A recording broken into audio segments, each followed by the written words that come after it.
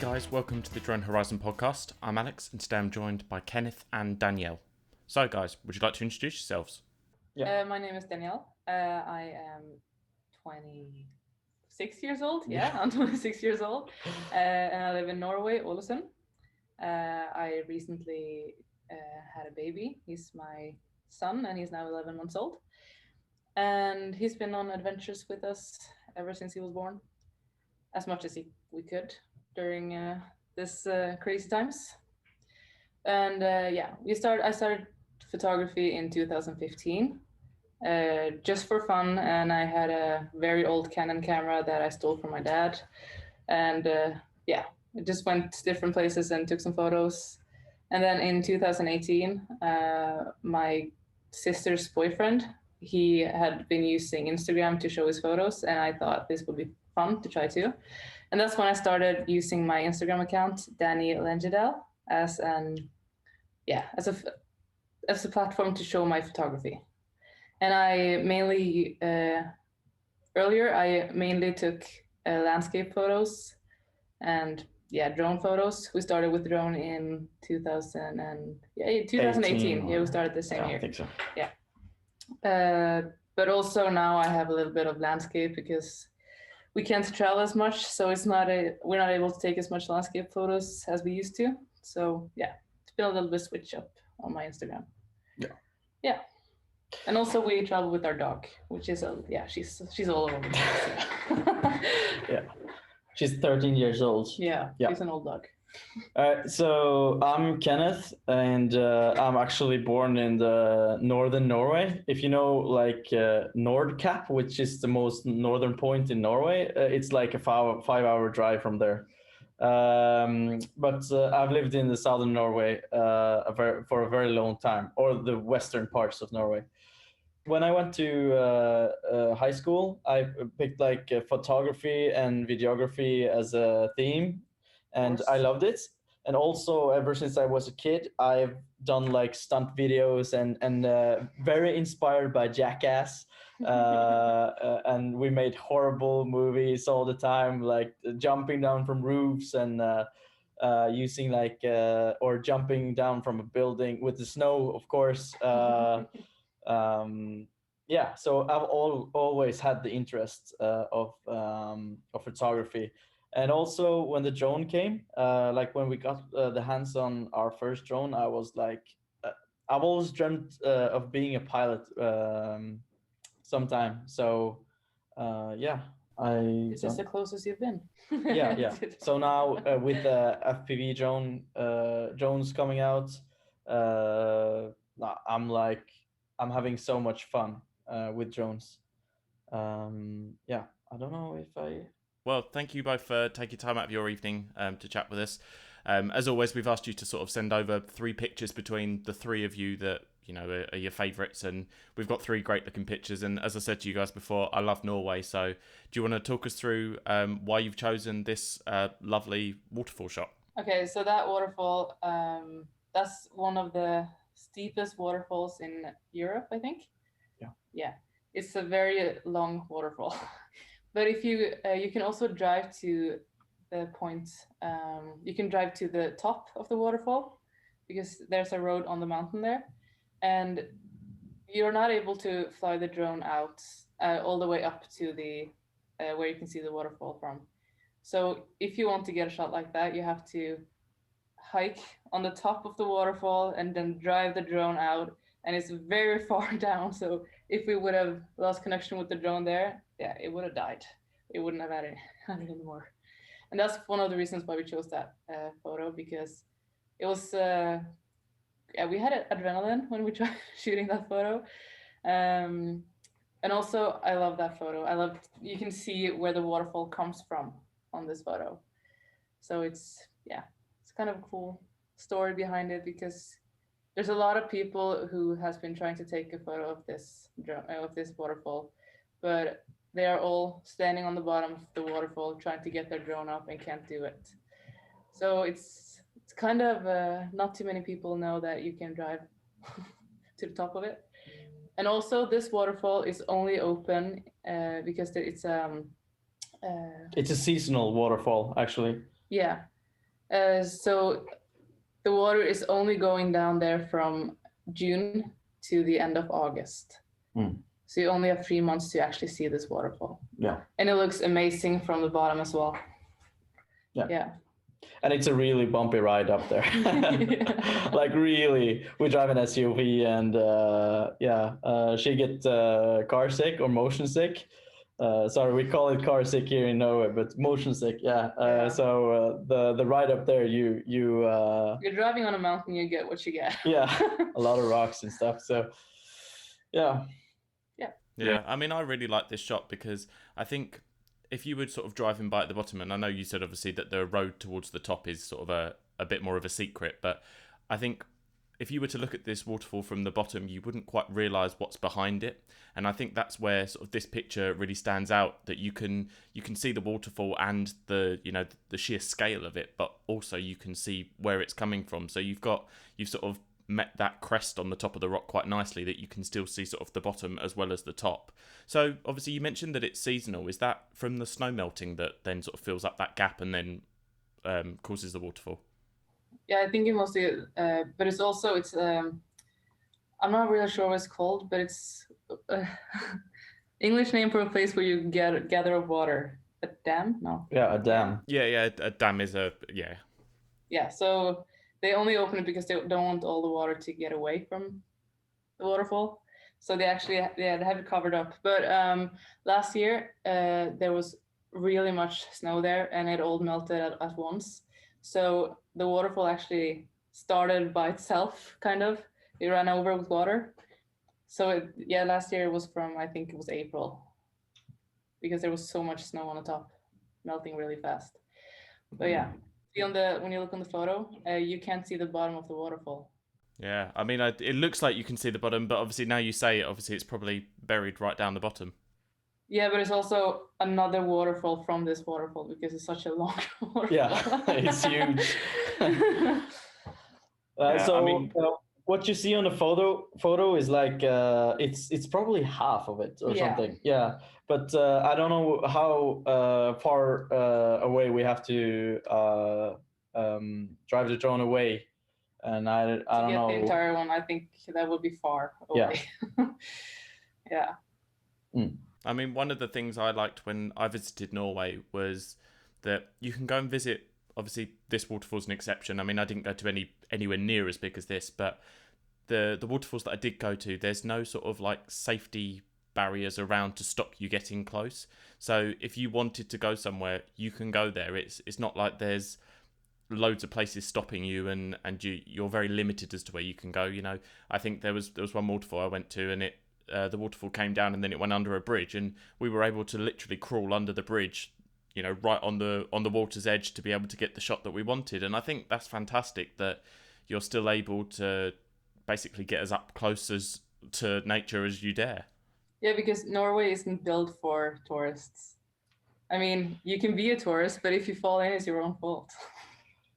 It's kind of like that. We don't have anything. You can't tell that it's anyone's fault but yourself if you actually fall into a waterfall. Yeah, we also had some American visitors, and they were like asking if the waterfall was made or just natural. And they thought it was made from people just to make it look cool. Yeah.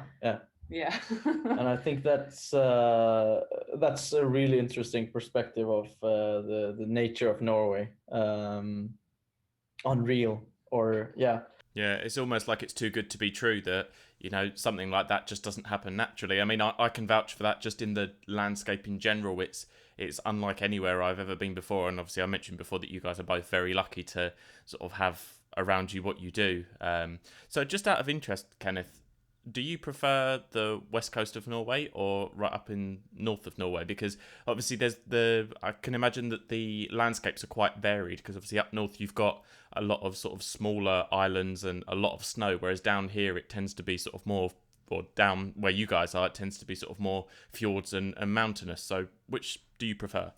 Actually, I've got no answer for that, because where I'm from, there's like really boring for photography.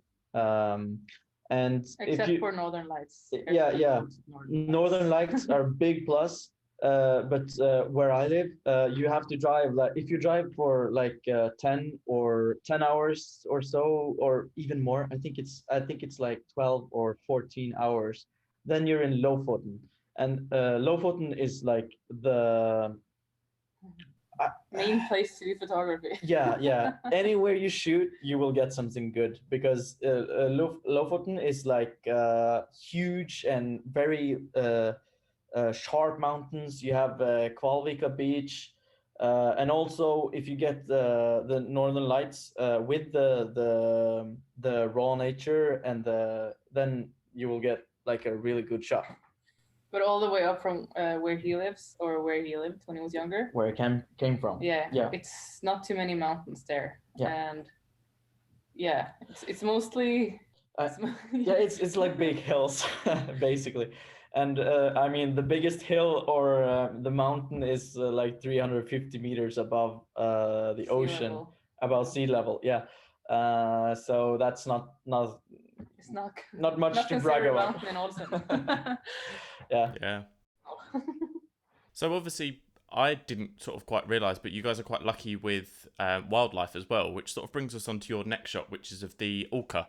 So do you want to talk us through where this shot came from and how you managed to capture this shot? Yeah. So we went to a place about 30 minutes away from our home, where there's a really beautiful lighthouse. And we went there just to take a walk during, I think it was last winter. Yeah. And yeah, it was just really calm and beautiful and everything. And then something we can often see here is suddenly a fin just getting above the sea level. And then we saw them, and we had the drone, and we never had the drone at the same time as we've seen orca. So this time we flew off the drone, and yeah, we didn't chase them. They weren't scared of the drone. They couldn't hear it. But yeah, we flew after them and filmed a little bit, took some photos. And that was kind of risky as well, because this was when, we flew far out in the ocean. So yeah, I think it was 3 kilometers out. I think it was 2 actually, 2 kilometers, 2 at max. Yeah, it was scary. Yeah, but the thing is, we had I basically like took the drone out of the backpack, and I almost threw it in the air and like to activate, you know. You really wanted some photos of those orcas. Yeah, because when I first saw that fin, I was like, Dani, look at that! That was insane. And I didn't actually look at the numbers and the distance from the drone, so we just flew. I mean, I have never had that kind of adrenaline, and also watching something that majestic before. Probably one of my greatest moments as a drone pilot. Yeah. So we've seen fins like that before, but this is the first time we've been able to actually, because they're really fast when they start to swim. So this is the first time we actually had the drone this available at the same time as we saw them. So we were super lucky to get that shot. Yeah, and I think as well with wildlife is very unpredictable when it comes to taking pictures of, because you can't just tell it to stay where it is. And I was chatting to another photographer a little while ago, and one of his shots that he sent over was of an orca, and he said that because of, you know, the speed and everything, you have to be so quick with what you're doing and so conscious of, you know, not wasting too much time doing one particular thing, that to capture a shot like this, obviously I can imagine you probably did throw it up in the air. I mean, I really like this shot because you've got almost like a glimmer of orange on the water on the left-hand side. Was that because you were shooting at sunset, or was that just purely coincidence? Sunset, but that was also the seagrass. That's what you see. Yeah. They were actually swimming really close to land, but there were some islands like far away from the coast. Yeah. Yeah, it's There was some seagrass right next to the whale right there, but it was during sunset. That's why you can see the shimmer in the in the photo. So have you managed to capture sort of any other pictures of any other wildlife? Maybe not specifically with drones, but just in general. We have loads of eagles here. And we have actually one that he circles around our house every day. Yeah. So, but also about 3 hours away from here, we have a mountain called, or a place called Runda. And up there, we have a lot of, puffins, the puffin birds. Yeah. And they come there every Easter, I think, around that time, and they stay until fall. So there's a lot of photographers there all the time just to shoot photos of the puffin. Yeah. Also, that's a bird mountain, so we have loads of different kind of birds there, but they're really used to people, so they kind of, sometimes almost step on them. But there are loads of eagles there as well. So I think eagles are what we have most of, and also foxes. Yeah. Yeah, we have on the place called Runde. There is like a lot of different types of birds, and also you're not allowed to go. How should I say it? Off the path. You need to stay on a path. You need to show respect for the bird life. Yeah. Also, it's no drone zone. Yep. So respect them. And seals. Yeah, we have a lot of those too. We have some photos of that as well. And I think that's it. Yeah, we have some deers. Yeah, it's a lot of wildlife here, but we live on the west coast, so we don't get like the big animals like moose, and we don't have wolves. We have one moose. Yeah, we have taken a photo of a moose, but that was on our way to northern Norway. Yeah, we saw a lot. Yeah, there were loads of them on the way there. Yeah. Okay, so last year, I think, no, the year before, we went to road trip the northern Norway. We have done it like 2 times in a row because the second time now was because of the lockdown. We couldn't travel outside the Norwegian borders, so we just let's do another road trip. And we saw like an owl. We saw multiple foxes running over the road, and that's when we got the moose as well. Yeah, it was just staying right next to the road. And also we got we went to a small town. I'm not sure what the name was, but we saw like what's it called? It was a bunny, but not a bunny. Yeah, what do you call it? Not a hare. Bunny. Yeah, hare. Yeah, hare. Yeah, just running in the streets and just following around. It was really big. I've never seen a wild hare before. Yeah, I've only seen like the bunnies you have at home. So do you guys live in quite a rural area, or is it quite sort of built up? I mean, it must be pretty remote for you guys to have sort of eagles flying around. Yeah, I mean, we have the city that's a lot of buildings and stuff like that, but we have a lot of nature around us because we're surrounded by mountains. And it's you can't build houses on the mountains, so if we want to go on a mountain, we just have to pick which one we want to go to, because we have so many. Yeah, we're quite lucky there. Yeah. But so every place, except for the mountains, there are a lot of houses. But also, if we want to get to a place where there's almost no houses, we have to drive like 15 minutes. Yeah. We are really lucky there. Also, one of the reasons why it is like this in Norway is probably because of the big, Norway is a big country, and also we have laws to preserve nature, and you cannot like build wherever you want. The law that preserves the nature also takes. It's supposed to protect the animals in the forest and stuff, to not take too much land from them. So yeah. But we don't have regular forests. That's the only thing I'm missing. We only have mountains, but that's perfect for them to live there as well. Yeah. So. Yeah. I feel like that's a sacrifice I'd be willing to make, though. I feel like I would sacrifice forests to have sort of the landscapes that you guys do. Yeah. Oh, yeah, I can't complain. I just want to go for a walk one time that is not always uphill. So, sort of moving on to your third picture then, which is of the sort of the river meandering through the little valley. Do you want to talk us through this shot? Yeah, that's a river in Stryn. That's like 2 hours away from here, or 2 hours, 2.5 hours. 2.5 hours, maybe. Yeah. And that's a really small place with not too many people, but they have this river is just really gorgeous. Yeah. And we couldn't see it, like if you see on Google Maps, that's how we can find some of our drone photos actually. More than one time we have checked Google Maps or Google Earth before we fly off the drone because we can see from the air what it actually looks like. Yeah. That's actually a really cool tip to, Yeah, looking for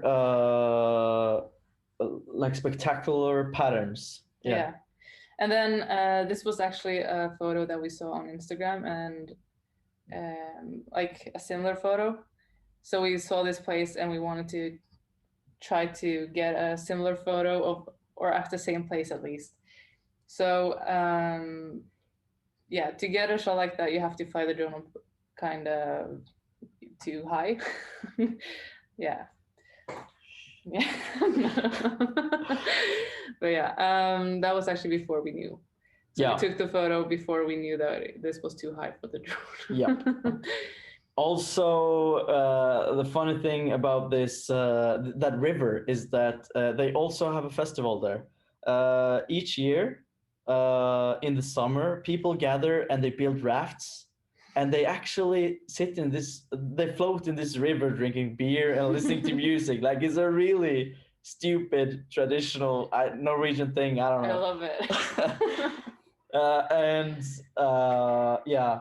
Also, a funny story from this place is that I posted that photo on Instagram, and Canon, they actually contacted me and they wanted to write an article about me with this photo, and they were asking like, "Is this photo taken with a Canon camera?" And I was like,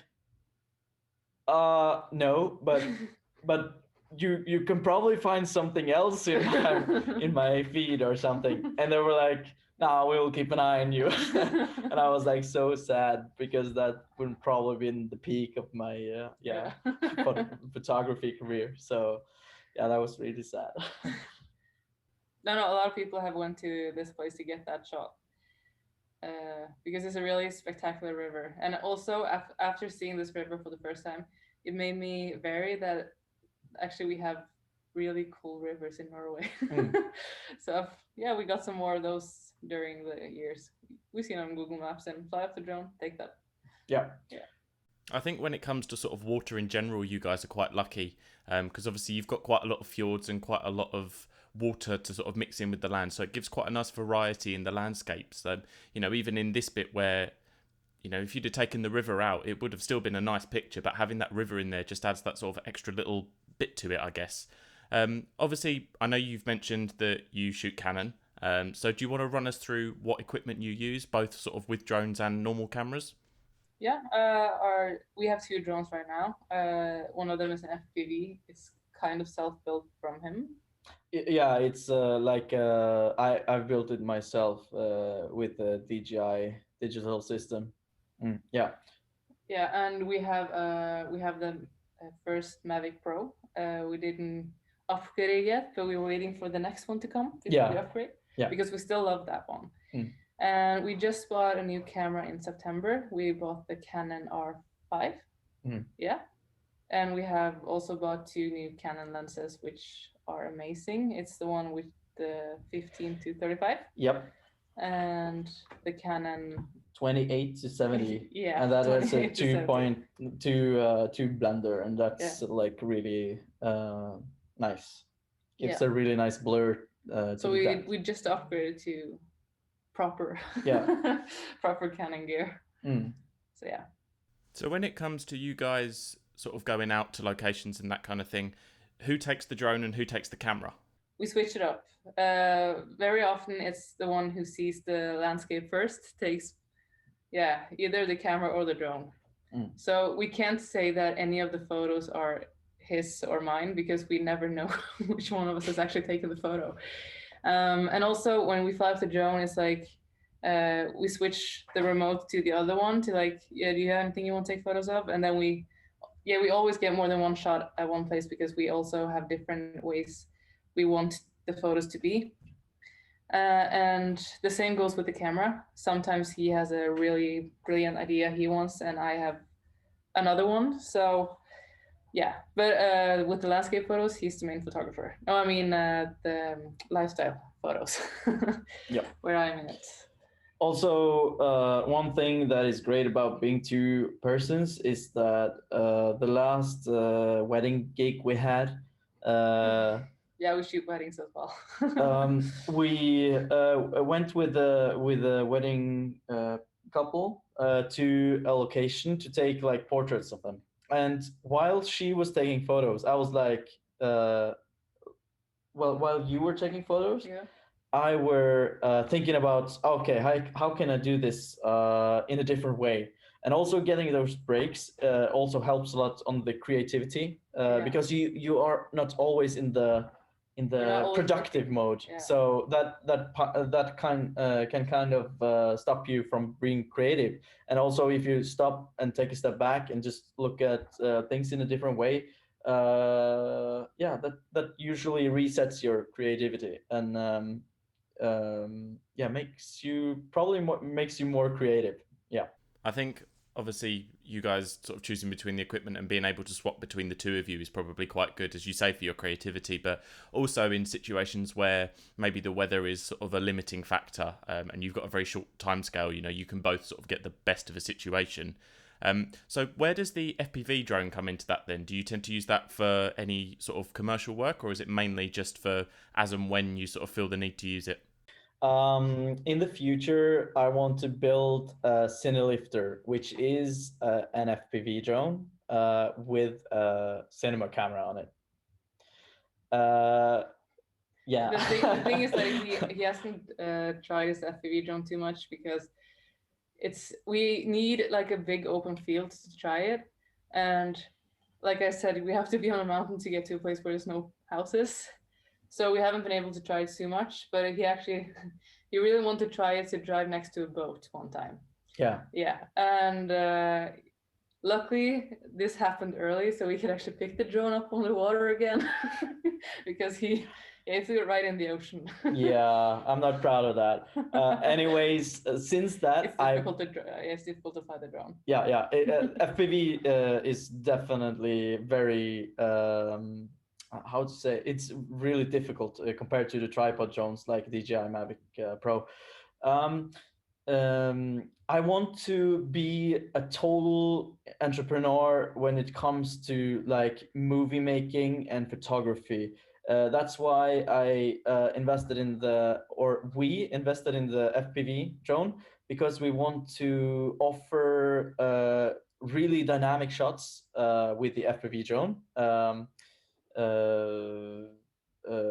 As a part of the package, you know.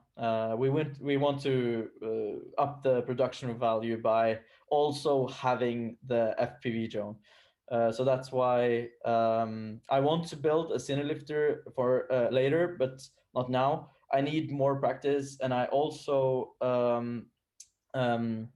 the start of the I bought when I started FPVing, I bought a ready to fly drone, and that was like almost plug and play. You have to program the drone. I sat like all night programming the drone. Was Elion born then?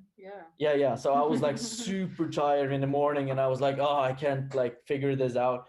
And also I had in mind that I'm going to crash this. I'm going to destroy it, and then I have to fix it. But I want to fly it before, so I can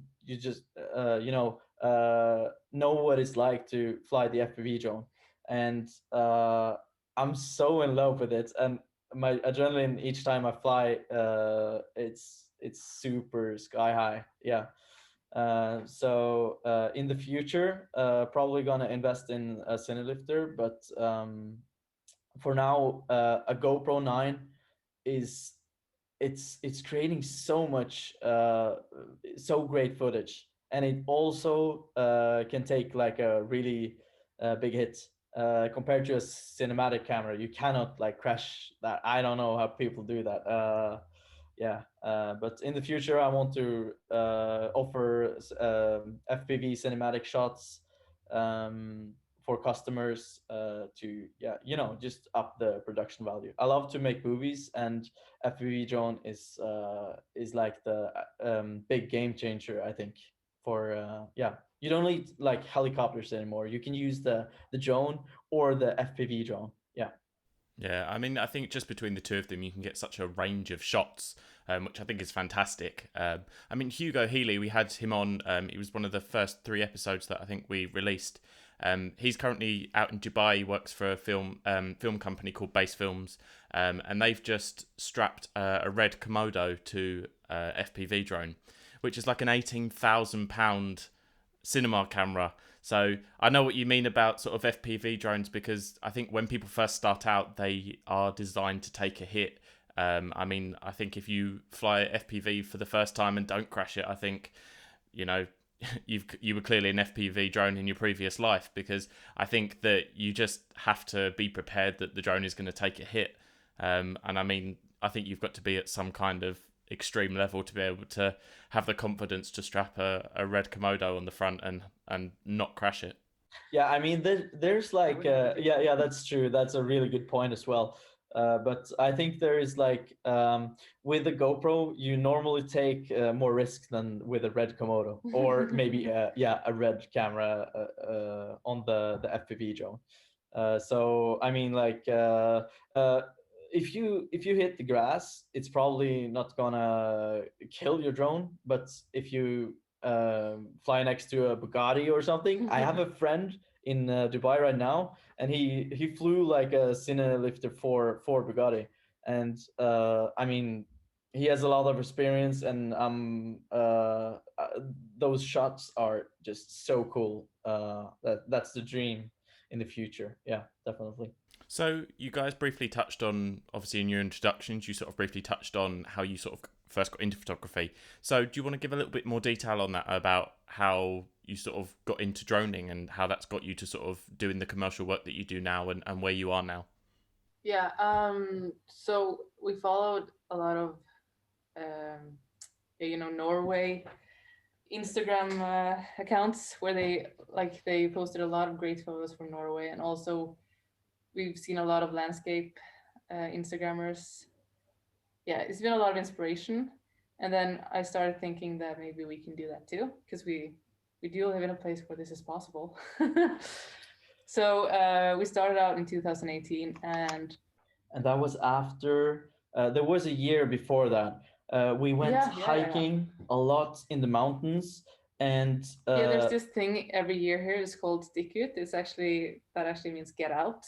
So it's on each mountaintop you get a code, and the goal is to collect all the codes on all the mountaintops. Yeah. And I had like this crazy. I wanted to win. I wanted to take all of them as fast as possible.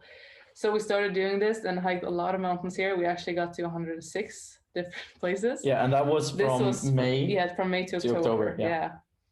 So 106 different mountaintops. Yeah, we got really tired because we ended up doing, like, when we first had free time during the weekends, we took like 4 mountaintops in one day. And our dog Trulte, she was so tired. She was so exhausted. But we live really close to Geiranger, if you've ever heard of that. It's actually the landscape that they used in Frozen, the movie. So this is a place. It's known for its landscape. It's actually a really big fjord. All the cruise ships goes in there every time there's tourists here. It's a UNESCO heritage place. Yeah, that's like 1 hour away from here, and we went on one of the craziest hikes we've ever been to, and it was so beautiful, and we actually started bringing our camera on the trips by then, and we took a lot of photos. We didn't know what we were doing, and we were not supposed to post these photos, but actually after we've seen a lot of people posting landscape photos and stuff like that, we realized that this is something we definitely could do, especially after being on all those hikes and seeing all those crazy landscapes. Yeah. And shortly after that, we kind of figured that there's so much more joy hiking the mountains with a camera, and you try to make something beautiful out of it. instead of just going to the mountain and just eat like a yogurt and go down again. Although that's really good as well. Yeah. For exercise, and it's also for super enjoyment. good. Yeah. Anyways, we figured that bringing a camera and just taking time and just looking for beautiful things opened our eyes to the local nature. Yeah, actually bringing the camera made us see more of the beauty we have. Yeah. Because earlier we just lived in a place with a lot of mountains. Yeah. Yeah, I didn't like it because I had to hike every time I wanted to go for a walk. Yeah. Like I said earlier. Or you have to go a hill whenever you want to visit your friend or something. Everything. Yeah. But now I see everything around it and it's so beautiful. Yeah. So we can go to, there's one mountain, it's only a 20-minute hike, but you get like stunning views over the fjords and everything. And yeah, it's gorgeous. It's crazy steep though, but it's really beautiful. Yeah. I mean, it's also nice to have the opportunity, and also we feel blessed. I think I can say that for both, that we have those kind of mountains around us. I mean, yeah, that was probably why we started with photography. Yeah, because we had so much to take photos of. Yeah. And I guess it probably works well for you guys as well, because you can use the opportunity to take the pictures, and then those pictures then remind you of the hikes. And obviously if you were kind of hiking up there anyway out of pure enjoyment, then taking the pictures is just sort of an added bonus, I guess. Yeah, especially now, because when we first started out, we tried way too hard. I want to say it like that, because we almost spent, we could spend like 1 hour hiking and then 2 hours taking photos. Because this was before we knew anything. We didn't know what we were doing. So that actually, it kind of destroyed the enjoyment of the hike, because I'm a kind of person who I love to hike, but I also want to see the hikes. I want to enjoy them. But if we spend all our time just taking photos, it kind of destroys it. So now we have learned to get a good mix between those two. Yeah. The balance between like enjoying the scene and photography is like really important, because at some point we just went to hikes, did all the photography, and we went down and like we didn't see anything. I don't remember how it looked up there. We had the photos, of course, but that was only a photo. Yeah. And and when you see like a waterfall in real life compared to the photo, you can't compare those. Yeah. So yeah, that was the problem. So we started to enjoy it more. Yeah. So the balance is to just leave the camera sometimes and just and the drone, of course, and just take a second and enjoy what's around you. Yeah. Yeah, I mean, I think I read something somewhere that there was almost a psychology thing that if you take a picture of something, you remember it less because you rely on sort of having that photo to remember it by.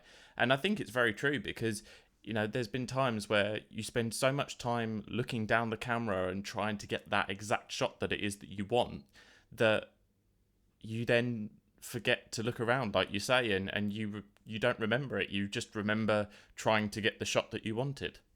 Yeah, that's exactly what we felt for that. Yeah, we couldn't remember the hikes at all. We just remember the cameras.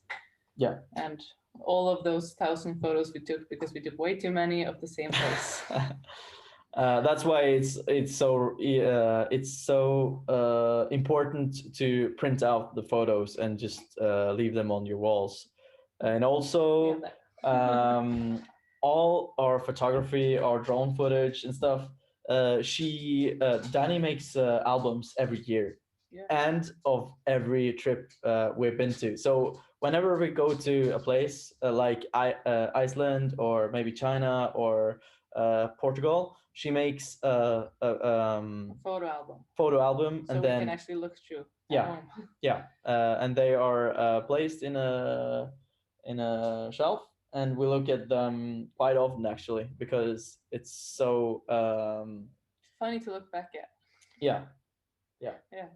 I think having something physical, especially in a world where everything is digital, I think having a physical picture that you can hold and look through and have that to remember it by is so important. I mean, the same with music. I mean, the vinyl records are coming back now, and people just like being able to hold it in their hands. And I sometimes wonder, if my phone didn't turn back on one time, or the internet suddenly went down, I wouldn't have access to my pictures because I don't have that many of them in sort of like a physical form. And I think we rely on sort of computers and phones a lot for sort of digital content, when like I think printing things off and putting them in a photo album is a great way, because you've got it there physically in your hand, and you sort of, to look back at them all, you've got every single one of them there in front of you. And you don't have to scroll through 4 years to find them. You just see, oh, that's that album. Okay. Yeah. Because that's also one thing. Because we have a lot of photos. Like I said, we took like thousands of photos to begin with because we didn't know what to do. So now it's very difficult to actually make way to organize everything. But we do have 2 hard drives, and everything is in the sky, just in case. But like you said, in the cloud. Yeah, in the cloud. Yeah. That's what I meant. Sorry. yeah. But at least, So if we want to find something, you have to like really know where it is, or you have to look forever. Yeah. And that's why also one of the reasons I make the photo albums. Yeah. You can probably compare it to reading a book on your iPad or a physical book. Yeah. So it's much better to read a book on a physical book instead of like an iPad or a screen where your eyes get tired. Yeah, we have both Kindles, so we're not that good of examples. Yeah. But I mean, yeah, the Kindle is the same. It's like it's almost like a physical book, right? Yeah. But yeah, I think that's a good comparison. Yeah, definitely. So just sort of finishing up then, is there any tips that you could offer for people that are maybe just looking at their first drone or have just started flying? Anything that you wish sort of people had told you when you guys were first starting out? Yeah, we've learned a lot. In Norway, if you want to fly the drone, be careful of the birds. Because we actually have a lot of people we know that have lost their drones because birds attacked the drones. Yeah. Okay, first of all, we can learn from that. Respect the wildlife. That's number one. Yeah. And also like respect the laws and don't like break the rules when it comes to flying. Also, a tip when droning, you should get multiple batteries. When we first bought our first drone, we only had one battery, so we had to like we only had one chance. That was a Phantom 4. So we didn't get a lot of airtime, unfortunately. But then we bought the Mavic Pro, and we had 3 batteries with a car charger, and that changed the game. We could fly anywhere where it was legal, of course. And obviously you get more experience from 3 batteries compared to 1. One thing is always to fly in open areas, and always plan ahead where you're going to fly. Yeah. Do you have any more tips? Respect the people around you. Yeah. Because there's rules for flying too close to people, and if you have an accident with the drone, you can actually hit someone if you don't respect the people around you, like I said. Yeah. And also, if you want to take good photos with drones, you just have to keep trying. You have to take a lot of photos because you can't. I mean, you don't have to take a lot of photos, but you have to like take different angles and just try out. You know what I mean? Yeah. Yeah, but I mean, go out and take a lot of photos. Like go out and look for things, and also use Google Maps and Google Earth to look for cool landscapes from above, because that's what you get from the drone. Yeah, that's true. Yeah. Google Earth has been so helpful for us after we discovered Google Earth, and the 3D effect. That showed us how we can get the perfect drone shot and stuff like that. Yeah. So yeah. Also, tip for flying FPV drones. How I started, I bought like a ready-to-fly drone, and I wanted to fly it until I ruined it and fix it later, and that's been a really good strategy for me. Because that's how it is. That's the hobby. You need to learn how to solder. You need to learn how to program a bit, but you can get really really much help from the internet, from the YouTuber Joshua Bardwell. I've watched him a lot, and he without him it would have been so hard. To fix the drone. Yeah, also to fix the drone, but getting into the FPV world, and also you need to, like, I spend a lot of time practicing how to land, and I also made like strategies when flying, because FPV is like really hard to just hover an FPV drone. So I actually want to say to the people who wants to start with FPV drone that you should probably start in level mode and just figure out how powerful the throttle can be. And also fly the drone simulator on the computer. Yeah. Also fly the drone simulator. I use the drone racing league, and I also have the liftoff game. And I invited a friend over, and he was like so hooked in the drone racing league game. We ended up playing all night long, so that's a fun thing to do. And definitely helps out with the FPV skills. Yeah. Perfect. Well, thank you both for taking time out of your evening to chat.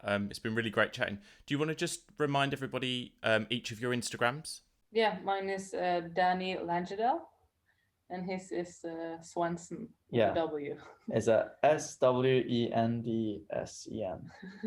Perfect. Well, as I say, thank you very much for taking time out of your evening, and all the best with everything in the future. Thank you. Thank you.